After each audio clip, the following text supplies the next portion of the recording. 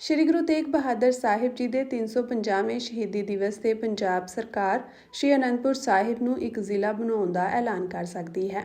ਇਹ ਰਾਜ ਦਾ 24ਵਾਂ ਜ਼ਿਲ੍ਹਾ ਹੋਵੇਗਾ। ਸੂਤਰਾਂ ਮੁਤਾਬਕ ਰਾਜ ਸਰਕਾਰ ਨੇ ਸੰਬੰਧਿਤ ਵਿਭਾਗਾਂ ਨੂੰ ਇਹ ਪਛਾਣ ਕਰਨ ਲਈ ਕਿਹਾ ਕਿ ਇਸ ਜ਼ਿਲ੍ਹੇ ਵਿੱਚ ਆਲੇ-ਦੁਆਲੇ ਦੇ ਕਿਹੜੇ ਖੇਤਰ ਸ਼ਾਮਿਲ ਕੀਤੇ ਜਾ ਸਕਦੇ ਹਨ। ਰਾਜ ਸਰਕਾਰ 350ਵੇਂ ਸ਼ਹੀਦੀ ਦਿਵਸ ਨੂੰ ਵੱਡੇ ਪੱਧਰ ਤੇ ਮਨਾਉਣ ਦੀ ਤਿਆਰੀ ਕਰ ਰਹੀ ਹੈ। ਇਸ ਮਕਸਦ ਲਈ ਕਈ ਪ੍ਰੋਗਰਾਮਾਂ ਦੀ ਯੋਜਨਾ ਬਣਾਈ ਗਈ ਹੈ। ਪਹਿਲੀ ਵਾਰ ਪੰਜਾਬ ਵਿਧਾਨ ਸਭਾ ਦਾ ਇੱਕ ਵਿਸ਼ੇਸ਼ ਸੈਸ਼ਨ ਵੀ ਸ਼੍ਰੀ ਅਨੰਦਪੁਰ ਸਾਹਿਬ ਵਿੱਚ ਵਿਧਾਨ ਸਭਾ ਕੰਪਲੈਕਸ ਦੇ ਬਾਹਰ ਆਯੋਜਿਤ ਕੀਤਾ ਜਾ ਰਿਹਾ ਹੈ। ਸ਼੍ਰੀ ਅਨੰਦਪੁਰ ਸਾਹਿਬ ਇਸ ਵੇਲੇ ਰੋਪੜ ਜ਼ਿਲ੍ਹੇ ਦਾ ਹਿੱਸਾ ਹੈ, ਜਿਸ ਵਿੱਚ 3 ਵਿਧਾਨ ਸਭਾ ਹਲਕੇ ਸ਼ਾਮਿਲ ਹਨ: ਰੋਪੜ, ਸ਼੍ਰੀ ਅਨੰਦਪੁਰ ਸਾਹਿਬ ਅਤੇ ਸ਼੍ਰੀ ਚਮਕੌਰ ਸਾਹਿਬ। ਸ਼੍ਰੀ ਅਨੰਦਪੁਰ ਸਾਹਿਬ ਦੇ ਗੁਆਂਢੀ ਜ਼ਿਲ੍ਹੇ ਹੁਸ਼ਿਆਰਪੁਰ ਵਿੱਚ 6 ਸੀਟਾਂ ਹਨ। ਚਰਚਾ ਹੈ ਕਿ ਇਸ ਜ਼ਿਲ੍ਹੇ ਦੀਆਂ 1 ਜਾਂ 2 ਸੀਟਾਂ ਸ਼੍ਰੀ ਅਨੰਦਪੁਰ ਸਾਹਿਬ ਤੋਂ ਖੋਹੀਆਂ ਜਾ ਸਕਦੀਆਂ ਹਨ। ਰਿਪੋਰਟਾਂ ਹਨ ਕਿ ਸੂਬਾ ਸਰਕਾਰ ਗੁਰੂ ਤੇਗ ਬਹਾਦਰ ਸਾਹਿਬ ਜੀ ਦੇ 350ਵੇਂ ਸ਼ਹੀਦੀ ਦਿਵਸ ਤੇ ਐਲਾਨ ਕਰ ਸਕਦੀ ਹੈ। ਮਾਹਰਾਂ ਦਾ ਕਹਿਣਾ ਹੈ ਕਿ ਇੱਕ ਨਵਾਂ ਜ਼ਿਲ੍ਹਾ ਬਣਾਉਣ ਤੇ ਨਵੇਂ ਬੁਨਿਆਦੀ ਢਾਂਚੇ ਤੇ 560 ਕਰੋੜ ਦੀ ਲਾਗਤ ਆਉਂਦੀ ਹੈ। ਇਸ ਖਰਚੇ ਵਿੱਚ ਸਾਰੇ ਜ਼ਿਲ੍ਹਾ ਪੱਧਰੀ ਅਧਿਕਾਰੀਆਂ ਲਈ ਦਫ਼ਤਰ, ਰਿਹਾਇਸ਼ਾਂ ਅਤੇ ਹੋਰ ਸਹੂਲਤਾਂ ਦਾ ਨਿਰਮਾਣ ਸ਼ਾਮਿਲ ਹੈ। ਇਸ ਤੋਂ ਇਲਾਵਾ ਨਵੀਆਂ ਜ਼ਿਲ੍ਹਾ ਅਦਾਲਤਾਂ, ਉਹਨਾਂ ਵਿੱਚ ਕੰਮ ਕਰਨ ਵਾਲੇ ਜੱਜਾਂ ਲਈ ਰਿਹਾਇਸ਼ ਆਦਿ ਦੇ ਖਰਚੇ ਹਨ। ਵਾਧੂ ਅਧਿਕਾਰੀਆਂ, ਸਟਾਫ, ਜੱਜਾਂ ਆਦਿ ਦੀਆਂ ਤਨਖਾਹਾਂ ਤੇ 18 ਕਰੋੜ ਖਰਚ ਕੀਤੇ ਜਾਂਦੇ ਹਨ।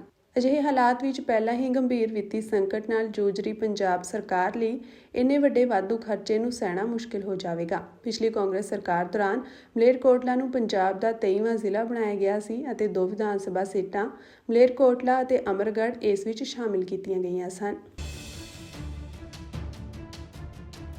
ਸ਼੍ਰੀ ਗੁਰੂ ਤੇਗ ਬਹਾਦਰ ਸਾਹਿਬ ਜੀ ਦੇ 350ਵੇਂ ਸ਼ਹੀਦੀ ਦਿਵਸ ਤੇ ਪੰਜਾਬ ਸਰਕਾਰ ਸ਼੍ਰੀ ਅਨੰਦਪੁਰ ਸਾਹਿਬ ਨੂੰ ਇੱਕ ਜ਼ਿਲ੍ਹਾ ਬਣਾਉਣ ਦਾ ਐਲਾਨ ਕਰ ਸਕਦੀ ਹੈ। ਇਹ ਰਾਜ ਦਾ 24ਵਾਂ ਜ਼ਿਲ੍ਹਾ ਹੋਵੇਗਾ। ਸੂਤਰਾਂ ਮੁਤਾਬਕ ਰਾਜ ਸਰਕਾਰ ਨੇ ਸੰਬੰਧਿਤ ਵਿਭਾਗਾਂ ਨੂੰ ਇਹ ਪਛਾਣ ਕਰਨ ਲਈ ਕਿਹਾ ਕਿ ਇਸ ਜ਼ਿਲ੍ਹੇ ਵਿੱਚ ਆਲੇ-ਦੁਆਲੇ ਦੇ ਕਿਹੜੇ ਖੇਤਰ ਸ਼ਾਮਿਲ ਕੀਤੇ ਜਾ ਸਕਦੇ ਹਨ। ਰਾਜ ਸਰਕਾਰ 350ਵੇਂ ਸ਼ਹੀਦੀ ਦਿਵਸ ਨੂੰ ਵੱਡੇ ਪੱਧਰ ਤੇ ਮਨਾਉਣ ਦੀ ਤਿਆਰੀ ਕਰ ਰਹੀ ਹੈ। ਇਸ ਮਕਸਦ ਲਈ ਕਈ ਪ੍ਰੋਗਰਾਮਾਂ ਦੀ ਯੋਜਨਾ ਬਣਾਈ ਗਈ ਹੈ। ਪਹਿਲੀ ਵਾਰ ਪੰਜਾਬ ਵਿਧਾਨ ਸਭਾ ਦਾ ਇੱਕ ਵਿਸ਼ੇਸ਼ ਸੈਸ਼ਨ ਵੀ ਸ਼੍ਰੀ ਅਨੰਦਪੁਰ ਸਾਹਿਬ ਵਿੱਚ ਵਿਧਾਨ ਸਭਾ ਕੰਪਲੈਕਸ ਦੇ ਬਾਹਰ ਆਯੋਜਿਤ ਕੀਤਾ ਜਾ ਰਿਹਾ ਹੈ। ਸ਼੍ਰੀ ਅਨੰਦਪੁਰ ਸਾਹਿਬ ਇਸ ਵੇਲੇ ਰੋਪੜ ਜ਼ਿਲ੍ਹੇ ਦਾ ਹਿੱਸਾ ਹੈ, ਜਿਸ ਵਿੱਚ 3 ਵਿਧਾਨ ਸਭਾ ਹਲਕੇ ਸ਼ਾਮਿਲ ਹਨ: ਰੋਪੜ, ਸ਼੍ਰੀ ਅਨੰਦਪੁਰ ਸਾਹਿਬ ਅਤੇ ਸ਼੍ਰੀ ਚਮਕੌਰ ਸਾਹਿਬ। ਸ਼੍ਰੀ ਅਨੰਦਪੁਰ ਸਾਹਿਬ ਦੇ ਗੁਆਂਢੀ ਜ਼ਿਲ੍ਹੇ ਹੁਸ਼ਿਆਰਪੁਰ ਵਿੱਚ 6 ਸੀਟਾਂ ਹਨ। ਚਰਚਾ ਹੈ ਕਿ ਇਸ ਜ਼ਿਲ੍ਹੇ ਦੀਆਂ 1 ਜਾਂ 2 ਸੀਟਾਂ ਸ਼੍ਰੀ ਅਨੰਦਪੁਰ ਸਾਹਿਬ ਤੋਂ ਖੋਹੀਆਂ ਜਾ ਸਕਦੀਆਂ ਹਨ। ਰਿਪੋਰਟਾਂ ਹਨ ਕਿ ਸੂਬਾ ਸਰਕਾਰ ਗੁਰੂ ਤੇਗ ਬਹਾਦਰ ਸਾਹਿਬ ਜੀ ਦੇ 350ਵੇਂ ਸ਼ਹੀਦੀ ਦਿਵਸ ਤੇ ਐਲਾਨ ਕਰ ਸਕਦੀ ਹੈ। ਮਾਹਰਾਂ ਦਾ ਕਹਿਣਾ ਹੈ ਕਿ ਇੱਕ ਨਵਾਂ ਜ਼ਿਲ੍ਹਾ ਬਣਾਉਣ ਤੇ ਨਵੇਂ ਬੁਨਿਆਦੀ ਢਾਂਚੇ ਤੇ 560 ਕਰੋੜ ਦੀ ਲਾਗਤ ਆਉਂਦੀ ਹੈ। ਇਸ ਖਰਚੇ ਵਿੱਚ ਸਾਰੇ ਜ਼ਿਲ੍ਹਾ ਪੱਧਰੀ ਅਧਿਕਾਰੀਆਂ ਲਈ ਦਫ਼ਤਰ, ਰਿਹਾਇਸ਼ਾਂ ਅਤੇ ਹੋਰ ਸਹੂਲਤਾਂ ਦਾ ਨਿਰਮਾਣ ਸ਼ਾਮਿਲ ਹੈ। ਇਸ ਤੋਂ ਇਲਾਵਾ ਨਵੀਆਂ ਜ਼ਿਲ੍ਹਾ ਅਦਾਲਤਾਂ, ਉਹਨਾਂ ਵਿੱਚ ਕੰਮ ਕਰਨ ਵਾਲੇ ਜੱਜਾਂ ਲਈ ਰਿਹਾਇਸ਼ ਆਦਿ ਦੇ ਖਰਚੇ ਹਨ। ਵਾਧੂ ਅਧਿਕਾਰੀਆਂ, ਸਟਾਫ, ਜੱਜਾਂ ਆਦਿ ਦੀਆਂ ਤਨਖਾਹਾਂ ਤੇ 18 ਕਰੋੜ ਖਰਚ ਕੀਤੇ ਜਾਂਦੇ ਹਨ।